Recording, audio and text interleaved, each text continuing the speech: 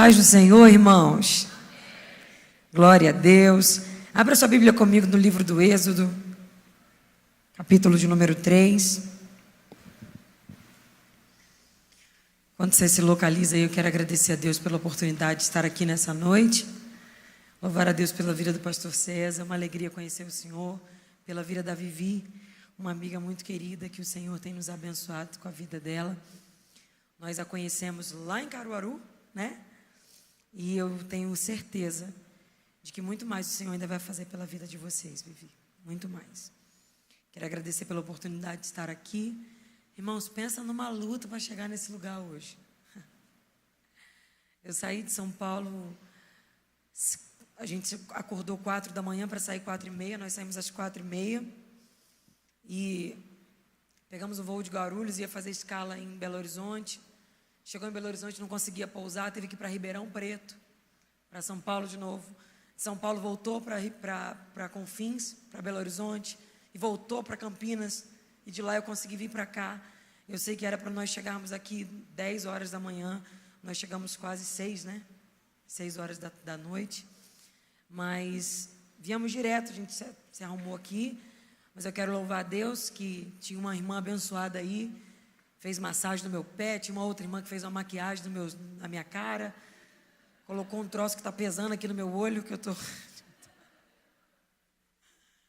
Mas eu estou feliz nessa noite, e eu sei que o Senhor tem algo muito especial para a nossa vida hoje aqui. Deus não nos reúne em vão, nunca.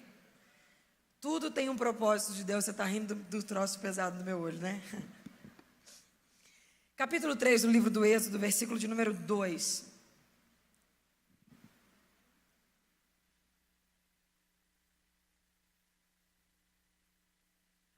E o anjo do Senhor apareceu-lhe numa sarça de fogo, numa chama de fogo que queimava numa sarça. E ele olhou, e eis que a sarça queimava-se com fogo, mas não era consumida.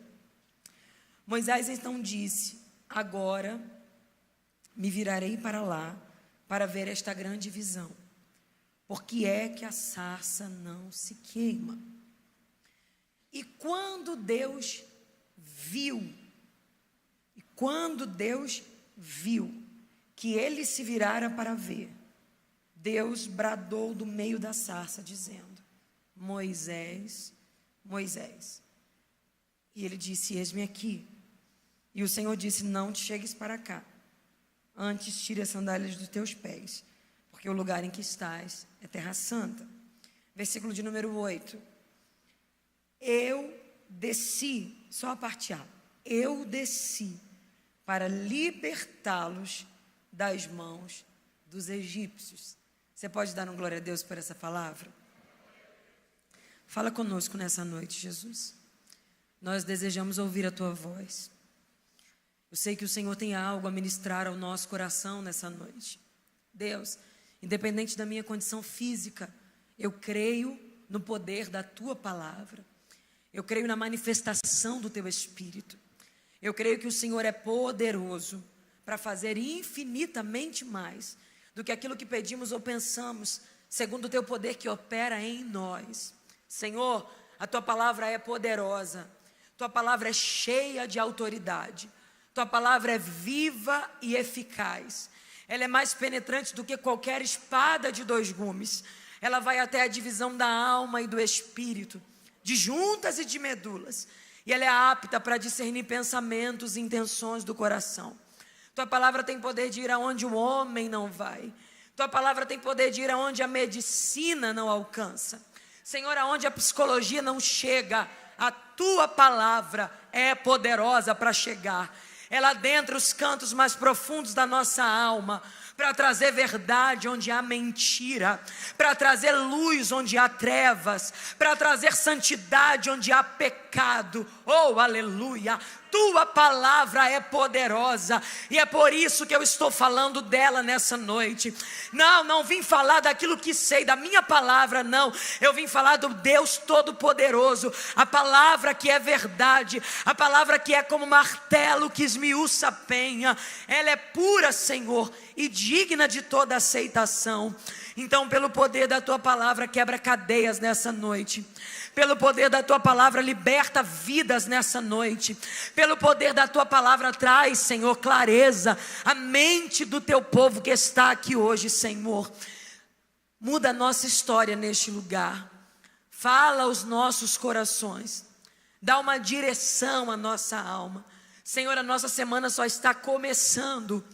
Dá uma direção à nossa semana, Senhor. Faça algo surpreendente no nosso meio. Usa o vaso. É de barro, é pequeno, mas é teu. Esse vaso tem dono. Fala com o povo, porque o povo também é teu. E fique à vontade no ambiente, porque a casa é tua. A Advec Brasília te pertence, Senhor. Quem manda aqui é o teu Espírito. Quem determina o que vai acontecer aqui é o Senhor. Se o Senhor quiser batizar com o Espírito Santo nessa noite, a casa é tua. Se o Senhor quiser curar no nosso meio, a casa é tua. Senhor, nós cremos que o Senhor ainda opera no meio da tua igreja. Aleluia. Nós cremos que o Senhor ainda é o mesmo, Senhor. Então dá-nos sinais nessa noite da tua presença no nosso meio. É o que eu te peço. Grata por tudo. Em nome de Jesus, amém e amém. Glória a Deus, glória a Deus. Irmãos, capítulo 3 do livro do Êxodo está nos contando sobre o chamado de Moisés. E eu não sei se todos sabem, mas uma das pessoas mais importantes para a história da nação de Israel é Moisés. Moisés foi uma figura que marcou um tempo para a nação de Israel. E ele foi o libertador do povo do cativeiro egípcio. Só que o momento em que ele nasce, a gente olha esse chamado aqui, Deus aparecendo, Deus falando, Deus dizendo vem para cá, mas tira a sandália. A gente olha e acha que começa aqui a história. Só que na verdade, esse homem que está sendo chamado nasce num contexto muito difícil, em que o povo de Israel vivia na terra do Egito. Que contexto era esse? Primeiro, Faraó decide que quer destruir o crescimento do povo. E por que Faraó queria destruir o crescimento daquele povo? Porque aquele povo crescia mais do que o normal. A forma como os hebreus cresciam era assustadora. Faraó não conseguia compreender muito bem que crescimento era aquele. E eu vou te explicar para você entender. Aproximadamente 70 homens descem ao Egito, e era a família de José, enquanto José era governador do Egito. Como é que o povo vai parar nesse contexto dentro do Egito? Teve fome em toda a terra. José já estava como governador e administrador de tudo o que o Egito tinha. E quando a gente fala de governador do Egito, você não tem que entender José como um governador dos dias atuais. Não. Você tem que entender que Faraó era a maior pessoa da época. E José, o governador, era o segundo maior de toda a terra.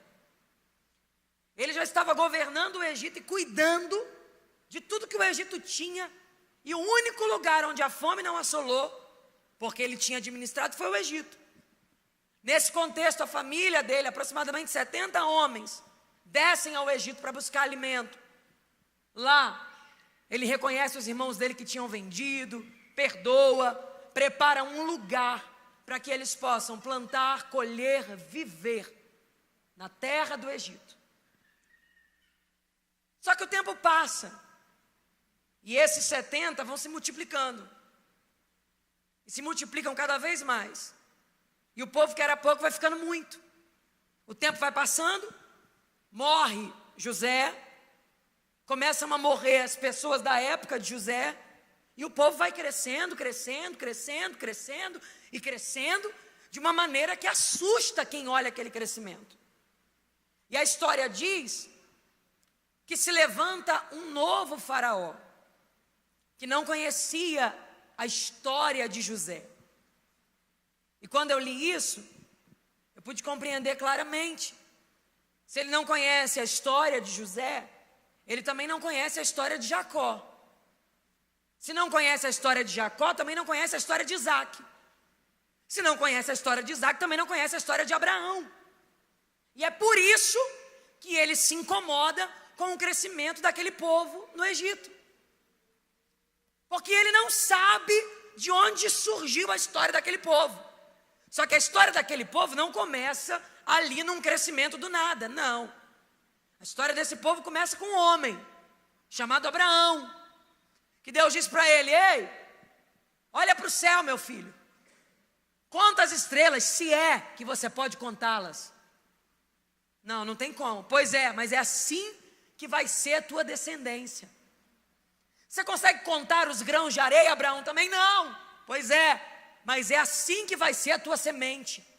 Eu vou multiplicar a tua semente. Eu vou fazer vocês grandes na terra. A promessa Deus liberou sobre Abraão lá atrás. Só que Abraão já tinha morrido. Isaac, o filho de Abraão, também tinha morrido. Jacó, o neto de Abraão, também tinha morrido. Só que o povo está no Egito. A promessa não morreu com Abraão. A promessa permaneceu estabelecida. E esse povo que era pouco vai crescendo, crescendo e crescendo. Só que Faraó, por não saber a história de José, não saber a história daquele povo, olha para o crescimento deles e diz assim: espera lá, o crescimento desse povo é estranho. O crescimento desse povo me irrita. E quando eu li isso, o Espírito Santo falou comigo: Gabriela, não tem jeito. Só vai se incomodar com o teu crescimento quem não conhece a tua história. Quem não conhece a tua história vai se irritar com o teu crescimento. Quem não conhece a tua história vai se incomodar com o teu crescimento. Porque não sabe tudo que você passou para chegar onde você chegou. Acha que o que você vive hoje foi do nada.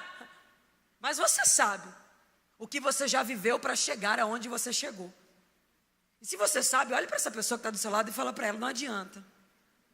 Nem sempre vão entender o teu crescimento. Fala para ele: nem sempre. Fala: tem gente que vai se incomodar com o teu crescimento, mas é porque não conhece a tua história. Não sabe o que você já passou para chegar onde você chegou. Faraó está olhando e está dizendo: esse povo cresce muito, esse povo cresce demais, preciso parar o crescimento desse povo. Esse povo vai se juntar com outro povo e vai guerrear contra nós. Ele está achando que o crescimento desse povo foi do nada. É porque ele não sabe que por trás daquele crescimento tem um Abraão deixando sua terra, sua parentela, casa de seu pai, para ir para uma terra que ele não sabia nem onde era, acreditando numa promessa que ele nem sabia que poderia acontecer. Sabe por quê? Porque o ventre da sua mulher era estéril. Faraó não sabia que por trás daquele crescimento tem um Isaac cavando poço e gente entulhando o poço dele. Cava de novo e gente entulha, cava de novo e o povo entulha. Ele não sabia que por trás daquele crescimento tinha um Jacó até o sol raiar, amanhecer, agarrado num anjo dizendo: eu não te largo enquanto tu não me abençoares. Faraó não conhecia a história daquele povo e por não conhecer a história deles, pensava que podia atrapalhar aquele crescimento. Então ele disse: vou afligir, porque afligindo param de crescer. Isso mostra que Faraó não conhecia mesmo.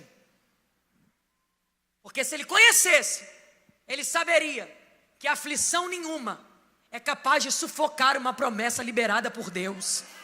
Aleluia. Faraó não sabia mesmo quem aquele povo era. Porque se ele soubesse, ele saberia que o Deus daquele povo não era um Deus de brincadeira, não era homem para mentir e nem filho do homem para se arrepender. A Bíblia diz que ele manda afligir, e o texto sagrado fala que quanto mais os afligiam, mais eles cresciam.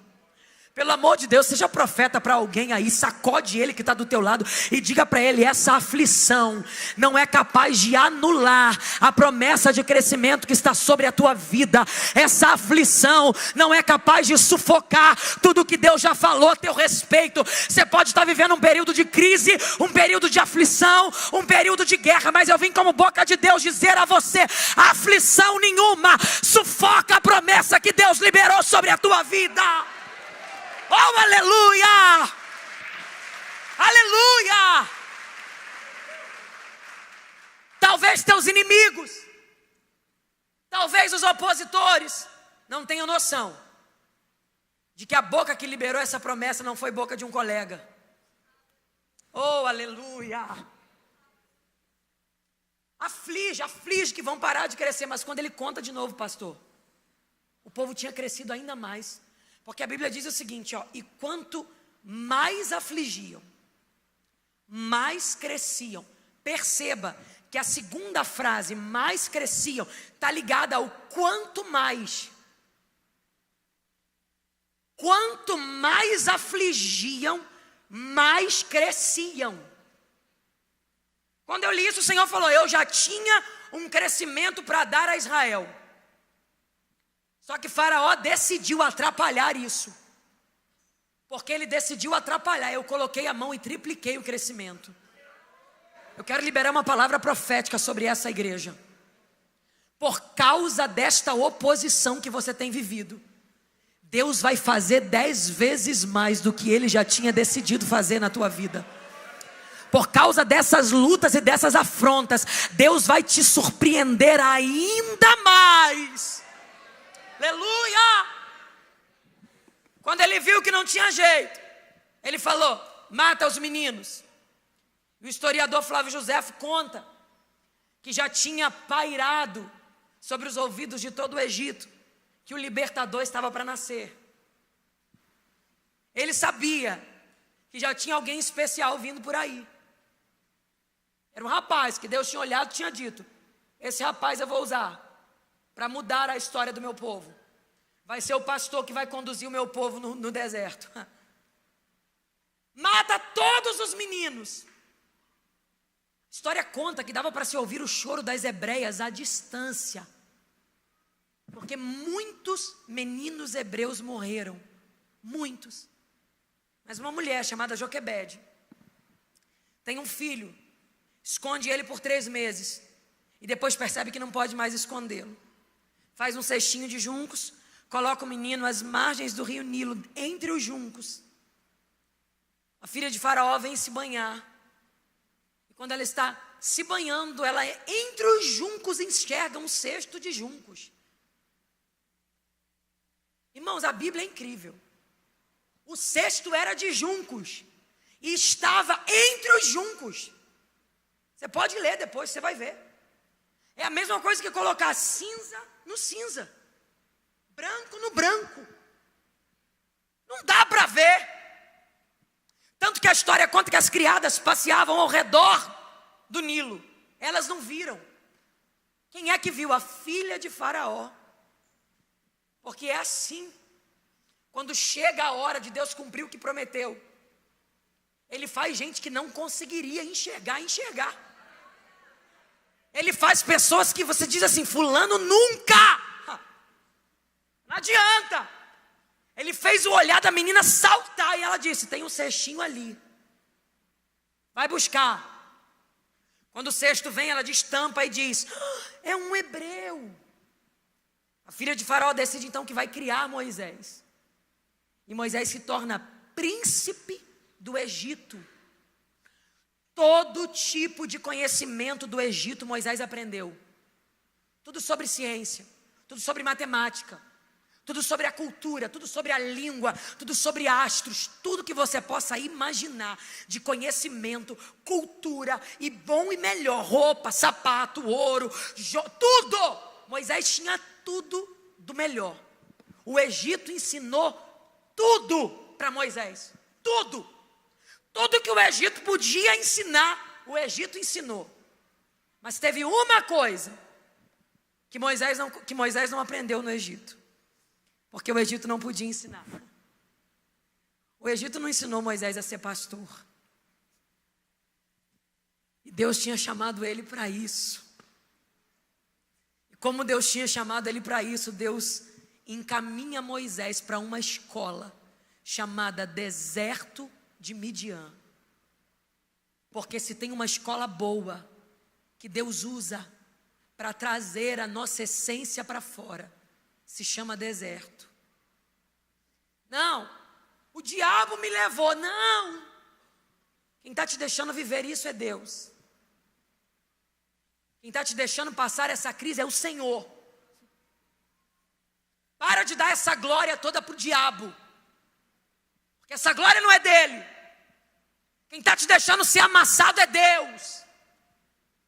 Lá vai Moisés caminhando em direção ao deserto de Midian, e a vida dele é dividida em 3 fases. Primeiros 40 anos no Egito, segundos 40 anos no deserto de Midian, terceiros 40 anos com o povo, tirando o povo do Egito e caminhando pelo deserto. Está Moisés na segunda fase, caminhando pelo deserto de Midian. E a Bíblia diz que umas moças vêm dar água para as ovelhas do pai. E alguns pastores brigam com elas no poço. Moisés vê aquela situação e defende elas. Elas chegam em casa e dizem: pai, hoje um egípcio ajudou a gente no poço. Peraí, Moisés era egípcio, sim ou não? Quando a filha de Faraó encontra o cesto, ela abre e diz o quê? É um hebreu. Quando as filhas de Jetro encontram com ele, elas dizem: é um egípcio. Ué, ele era egípcio ou era hebreu? O Senhor me disse: Gabriela, o Egito tem disso. Ele molda tanto uma pessoa, que a pessoa acaba ficando parecida com ele. O Egito consegue esconder a tua essência por trás das capas. O Egito consegue sufocar a tua natureza por trás das máscaras que ele vai colocando em cima de você. De tal forma que quem te olha não sabe se você é hebreu ou se você é egípcio. E aí Deus deixa ele estar no deserto por 40 anos. Por quê? Caminhando no deserto, cai capa do Egito. Caminhando no deserto, se perde bracelete do Egito. Caminhando no deserto, se perde jeito do Egito. Deus, na verdade, só estava trazendo para fora a essência do rapaz.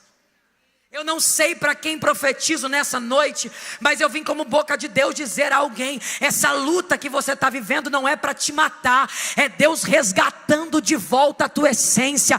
Deus quer te levar de volta ao quarto da oração. Deus quer te levar de volta a uma vida de busca. Deus quer te levar de volta a uma vida de entrega. Você foi lapidado pelo Egito. O Egito colocou capa, colocou armadura, colocou um jeito diferente em você, e Deus está dizendo: eu vou te resgatar. Eu vou trazer tua essência de volta. Oh, aleluia! No deserto, ele conhece sua esposa, Zípora. Sabe o que Zípora era? Repita comigo: pastora. Mais uma vez, Zípora era? Moisés precisava aprender a ser o quê? Você percebe que você acha que você está caminhando no deserto à toa, mas na verdade Deus já está te apresentando pessoas que vão te ligar ao teu destino? Quem ensina essa tarefa para ele é ela. Só que antes de aprender a pastorear, primeiro ele aprende a limpar a sujeira da ovelha.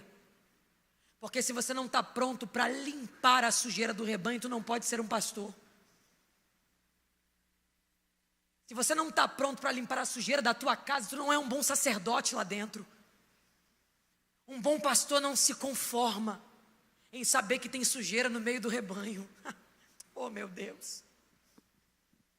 Ele está lá aprendendo a cuidar de ovelhas. Ele não sabia, mas enquanto estava no deserto, Deus já estava ensinando a ele como seria o futuro dele. Moisés está cuidando das ovelhas do sogro. Quando eu li isso, eu falei: Senhor, não podia ser ovelha dele, porque Deus tem poder de dar ovelha para ele, dele mesmo, é sua, Moisés. Mas Deus deixa ele cuidar das ovelhas do sogro.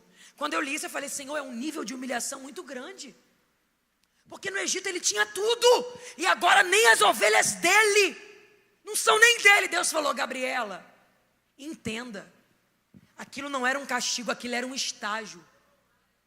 E eu falei: mas por que, Senhor? E Deus me disse: ele estava cuidando de ovelha que não era dele, porque lá na frente ele também ia cuidar de um povo que não era dele. Aleluia. Moisés não sabia, mas enquanto ele estava no deserto, Deus estava treinando ele para um futuro glorioso que o daria. Talvez você olhe para a tua vida e diga assim: Gabriela, Deus prometeu que eu vou ser um empresário, eu tenho que tirar dinheiro daqui para colocar aqui. Você não tem noção de como minha vida está apertada. Deus está te ensinando a administrar, garoto. Homem, talvez você diga: minha família é uma prova, uma luta, Gabriela. Deus está te ensinando a lidar com pessoas difíceis. Enquanto você passa por esse deserto, Deus está te treinando para o futuro que Ele tem para você. Eu vim aqui dizer para essa igreja que vida de crente nada se acontece por acaso. Nenhuma luta é por acaso, nenhuma lágrima é por acaso, nenhuma dor é por acaso, ninguém que vai embora vai por acaso, ninguém que chega por acaso. Em tudo Deus está te treinando para algo. Você só precisa te despertar para isso. Lá vai ele cuidando de ovelha, nem é dele, mas Deus estava treinando ele para o futuro que daria a ele.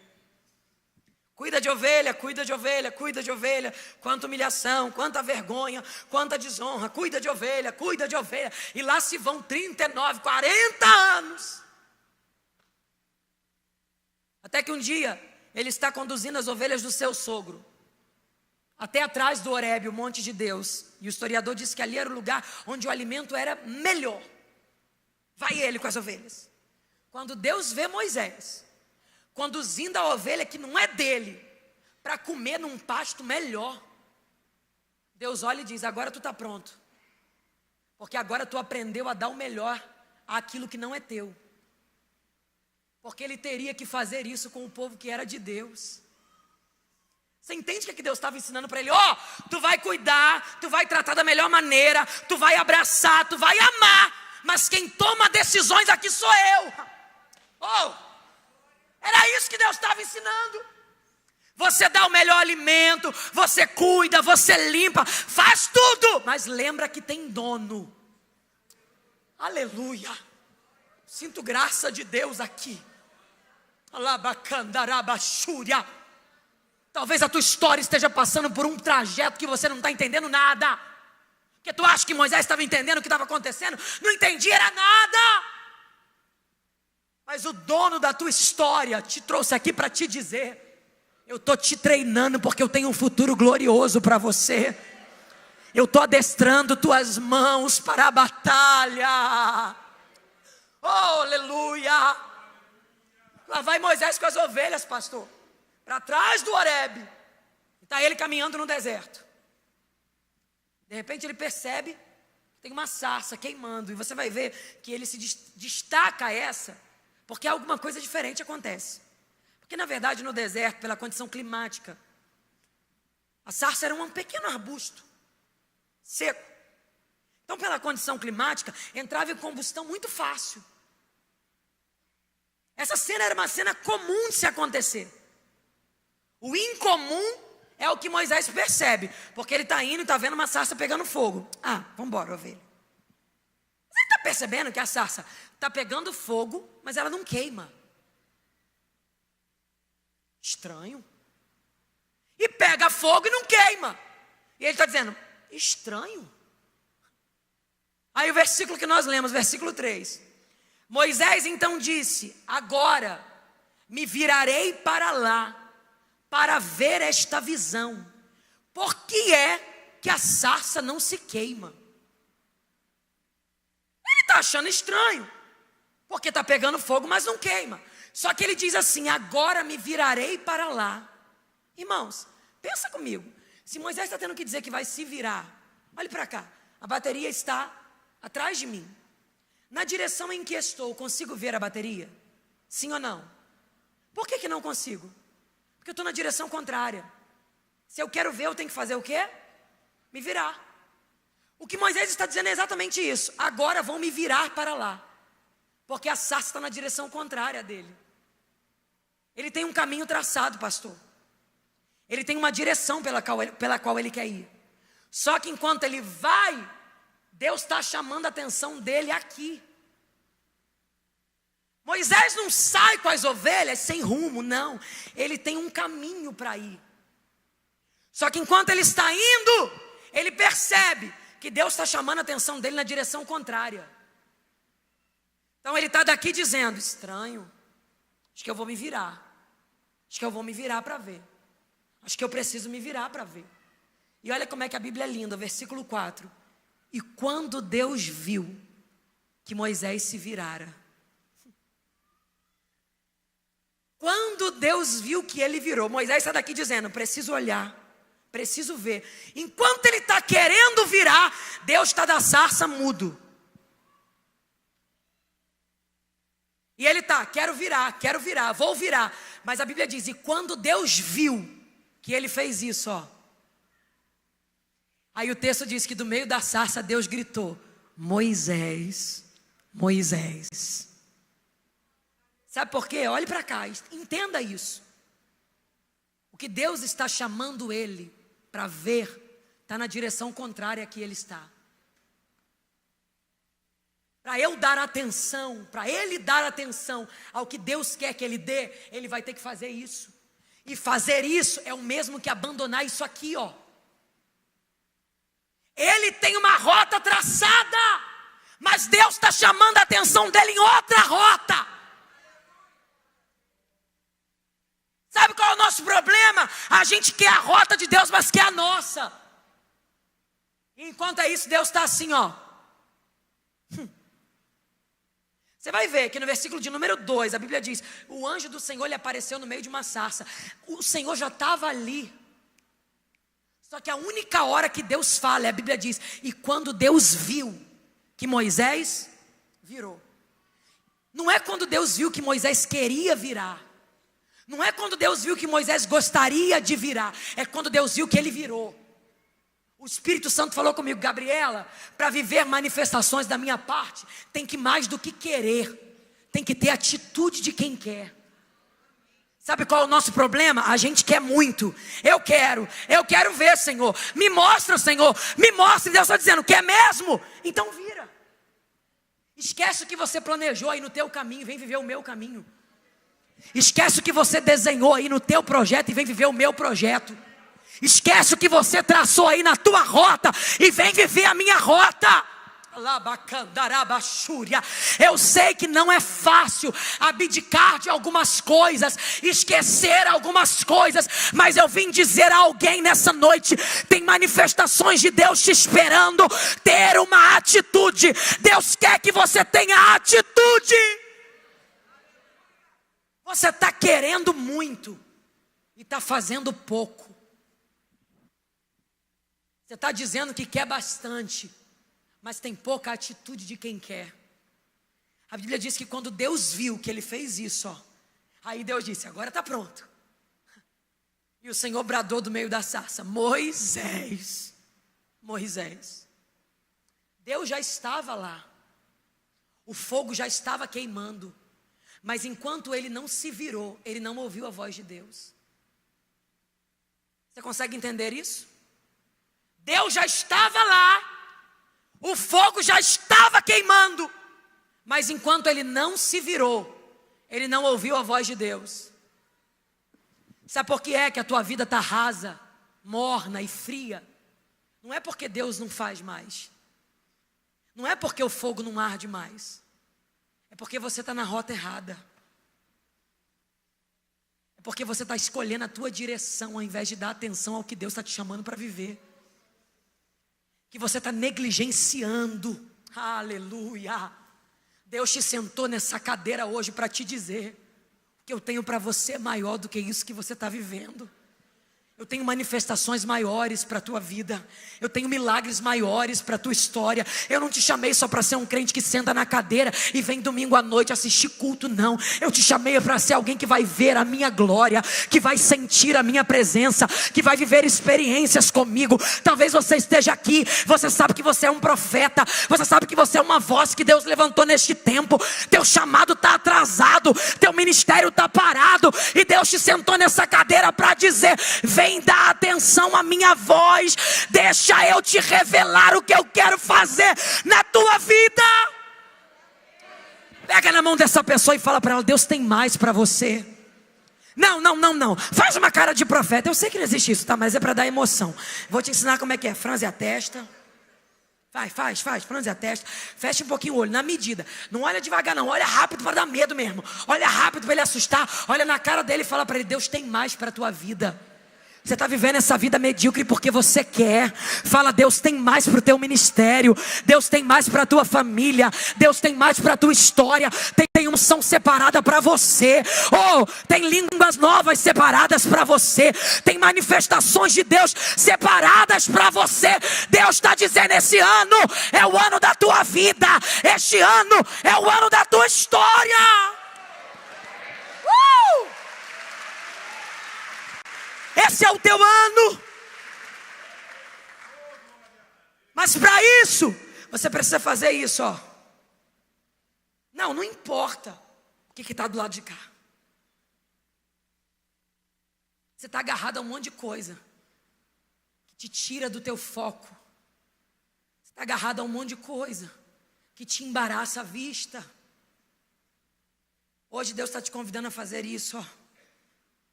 Quando Deus viu que Moisés se virara, bradou Deus do meio da sarça, dizendo: Moisés, Moisés. Sabe quem deu aquele nome para ele? A filha de Faraó.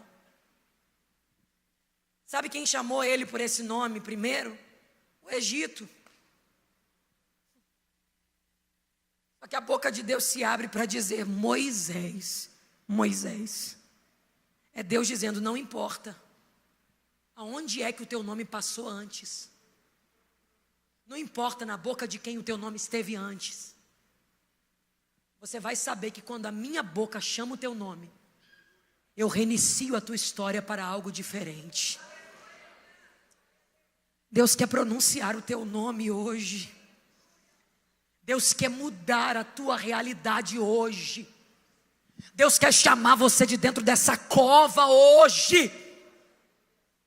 Irmãos, eu sinto o Espírito de Deus repreendendo o espírito da morte deste lugar. Pessoas que estão aqui com o ministério enterrado, Deus vai chamar pelo nome hoje.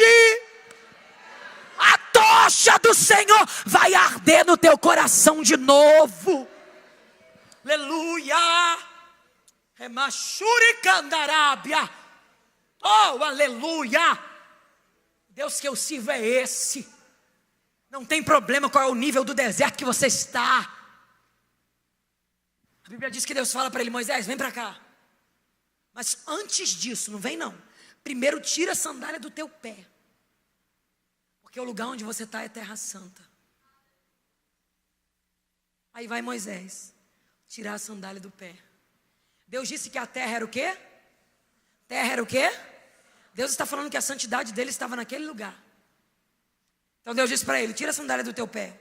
Deixa o teu pé encostar nessa santidade. Deixa o teu corpo ter contato com a minha santidade. Por que você usa sapato? Só porque é bonito? É? Não. Sapato, antes de tudo, é uma proteção para os nossos pés.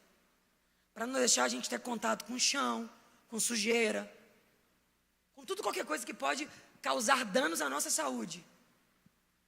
E aí você ouviu a vida inteira tua mãe falando: calça o sapato, calça o sapato, porque o chão que a gente pisa é sujo. Mas você vai ver Deus dando um conselho contrário: tira o sapato, porque o lugar onde você está pisando tem a minha santidade. Deus está dizendo para ele: vem ter contato com a minha santidade de verdade. Deixa a minha santidade tocar o teu corpo. Deixa a minha santidade entrar na tua alma. Deixa a minha santidade mudar teu caráter. Deixa a minha santidade passar no teu DNA. Ah, mas a minha mãe era assim, minha avó era assim, minha família era frustrada. Não, isso foi até você. Porque depois de você, Deus vai começar uma história nova. Vem ter contato com a santidade de Deus.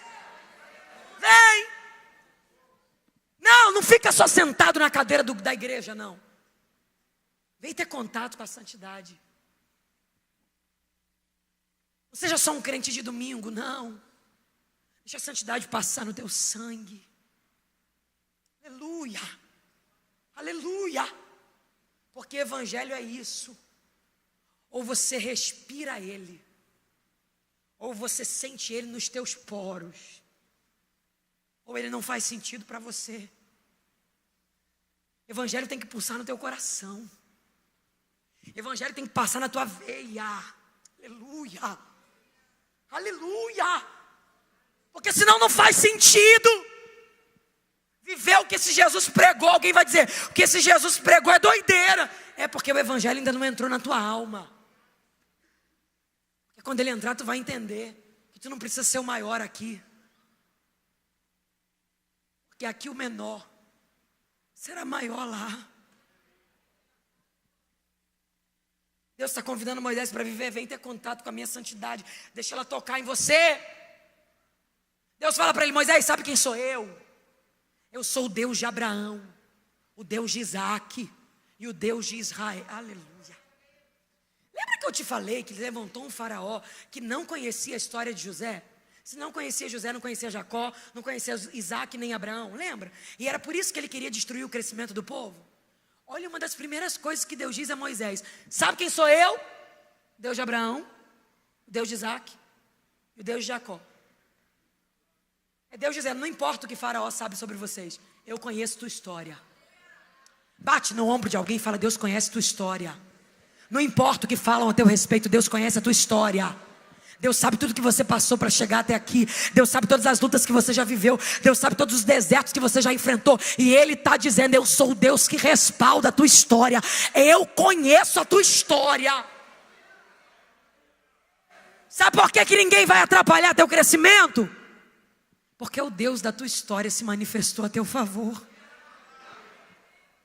Eu vou te levar lá, Moisés. Você vai libertar aquele povo. Eu não tenho nada.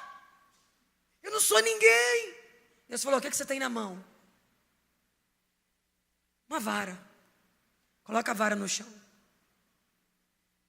Em resumo, quando Moisés coloca a vara no chão, a vara vira uma cobra. Aquilo que Moisés se apoiou esse tempo todo, virou o quê? Uma serpente. Era Deus dizendo para ele, Moisés, se prepare, porque às vezes, as pessoas em quem você se apoia, podem virar cobras.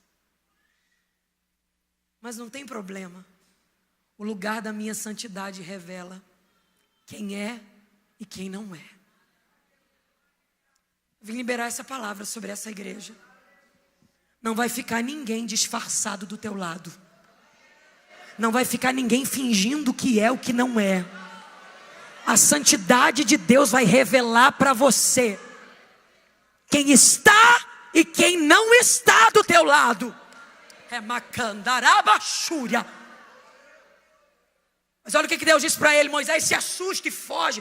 Deus fala, não, pega na cauda dela. Quando ele pega, a cobra volta a ser uma vara. É Deus dizendo para ele, Moisés, no lugar da minha santidade, cobras podem voltar a ser varas. Aleluia. Não tem nada que Deus não possa consertar. Eu sinto graça de Deus a dizer isso a alguém. Não tem nada que Deus não possa consertar. Gabriela, minha casa quebrou, não tem problema. O Deus que você serve pode colocar de novo no lugar. Deus fala para ele, Moisés, pega a tua mão, coloca no teu peito. Ele coloca. Quando ele tira a mão, pastor, a mão dele está branca, igual a neve, cheia de lepra. Deus mandou ele botar a mão aonde? No coração dele. Não foi, bota a mão na ovelha. Bota a mão no teu coração. Quando ele tira, Vivi, a mão dele está cheia de lepra. Sabe o que Deus está dizendo para ele, Moisés? Teu maior inimigo não está fora de você. Teu maior inimigo está aí dentro. Teu maior rival é você mesmo. Se você não tomar cuidado, teu coração pode contaminar todo o teu corpo. O que a Bíblia diz? Sobre tudo que se deve guardar. Guarda o quê? Guarda o coração de quem? Dos amigos? Guarda o teu. Porque Deus está dizendo, as maiores guerras estão dentro de você. Os gigantes que podem te matar estão aí dentro. Os maiores inimigos estão dentro de você. Porque se aqui dentro estiver tudo bem, o que acontece lá fora não interfere aqui dentro. Tem uma frase que é muito conhecida, ele é até clichê de dizer: um navio só afunda quando as águas que estão fora entram nele. Porque o mar pode estar acabando com tudo lá fora. Se o navio ainda não entrou água, ele vai chegar do outro lado. É o que Deus está dizendo para Moisés: Moisés, o maior inimigo do teu chamado é você mesmo. Preciso dizer, cuidado. Cuidado com as inclinações do teu coração. Cuidado com o que o teu coração afere sobre as pessoas. Cuidado com o que o teu coração, e quando fala de coração, fala de sentimentos e emoções. Cuidado com o que as tuas emoções te fazem pensar sobre os outros. Cuidado com o que o teu coração te provoca a falar dos outros. Jesus mesmo disse: o que contamina não é o que entra. O que contamina é o que sai. Porque se sai, significa que já está doente aí dentro. Cuidado com você mesmo. Paulo falando a Timóteo: cuida de você mesmo. Se você não tomar cuidado, você se torna um crente que só vem à igreja por vir.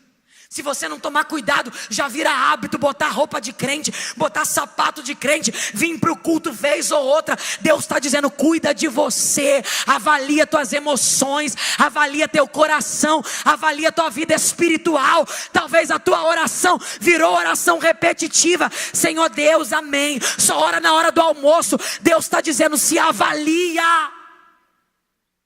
Porque o teu maior inimigo está aí dentro. Só que a santidade dele revela. Moisés se assusta com aquilo e se apavora, porque a pior doença da época está nele. Aí Deus fala para ele: coloca a mão no coração de novo. E ele coloca. E a Bíblia diz que quando ele coloca, a pele da mão vira nova. Sabe o que Deus está dizendo para ele? Não tem nada errado aí dentro que a minha santidade não possa consertar. Olhe para quem está do teu lado e fala para ele: esse Deus tem poder de mudar tudo em você. Fala para ele: Deus quer te moldar, até te colocar à altura do que Ele tem para a tua vida. Deus quer te lapidar, Deus quer te tratar, Deus quer cuidar de você, até te colocar à altura do chamado dEle para você. Talvez quando você olha para essa lepra, você diz: Deus nunca vai me usar. Você não tem noção do que a santidade dele é capaz de fazer na tua história. Deus estava dizendo para ele: Moisés, comigo você vai conseguir tudo. Versículo 8 diz que o Senhor diz para ele assim: Moisés, eu desci. Estou resumindo para você entender. Eu desci para libertar os hebreus das mãos dos egípcios. Quando eu li esse versículo, eu estou encerrando agora. Quando eu li esse versículo, eu fiquei pensando: você acha que, irmãos, Deus com uma palavra, Ele pode ou não pode libertar o povo? Sim ou não? Com um olhar, Deus pode ou não pode libertar? Mas Deus olha para Moisés e fala assim: eu desci. Porque tem gente que Deus tem prazer de caminhar com Ele. Aleluia. O que Deus estava dizendo para ele é: você saiu de lá humilhado, mas agora você volta para lá acompanhado. Deixa eu dar um exemplo para você. Quem aqui já foi no shopping? Levanta a mão. Alguma vez na tua vida, você já colocou a mão na porta da entrada do shopping, numa maçaneta para abrir a porta? Já botou? É a gente que abre a porta do shopping. O que acontece com a porta do shopping? Ela abre sozinha? Não, não é sozinha. Quando você está chegando, tem um negócio que faz ela abrir. Como é que é o nome daquilo? Sensor. Aquele sensor é sensor de...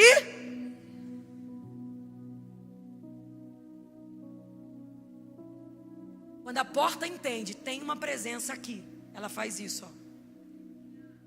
Era o que Deus estava dizendo para Moisés em outras palavras: Moisés, agora uma presença vai te acompanhar por onde você for. E essa presença sou eu. Portas que estavam fechadas serão obrigadas a se abrir, porque elas vão saber que você não anda mais sozinho.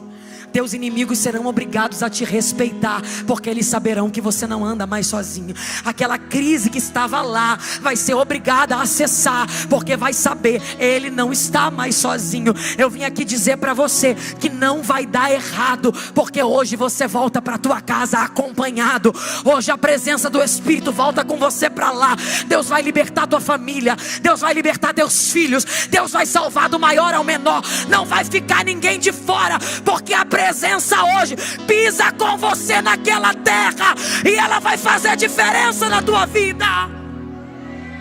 Eu quero profetizar sobre a Advec Brasília. Aleluia. Eu quero profetizar sobre este ministério, que principados e potestades que agem neste lugar serão impedidos de agir, por causa da presença de Deus que se manifestará sobre esta casa.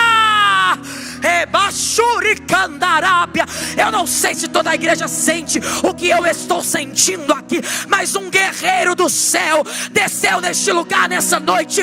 Deus vai paralisar a ação do adversário por causa da presença que está na tua vida.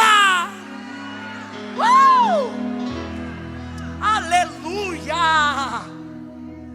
Se prepare, porque as portas que antes diziam não passa, não passa, não entra, agora elas vão fazer assim, ó.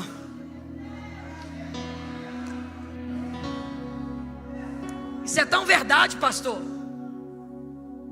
Moisés sabia tanto a importância dessa presença, que um dia, dessa companhia, que um dia o Senhor falou para ele assim, ó, a terra está lá, a promessa está de pé ainda, pega esse povo, leva eles. Eu não vou mandar um anjo. Sabe o que Moisés fala? Terra, promessa, anjo. Se a tua presença não for conosco, tu não me nos faça sair daqui. O que ele está dizendo é: promessa só tem valor quando é vivida contigo. É bacanduria baixúria. Terra prometida só tem beleza se o Senhor estiver com a gente. É mais de que uma narração. Perca tudo, só não aceite perder a presença. Pastor, pode todo mundo ir embora, mas que ele nunca se ausente daqui. Ele está nesse lugar hoje. Eu sinto a graça dele aqui. Ele veio quebrar cadeias, ele veio libertar mentes, ele veio mudar histórias. Deus vai fazer algo novo na tua vida e através da tua vida. Mas tudo que você precisa é a presença.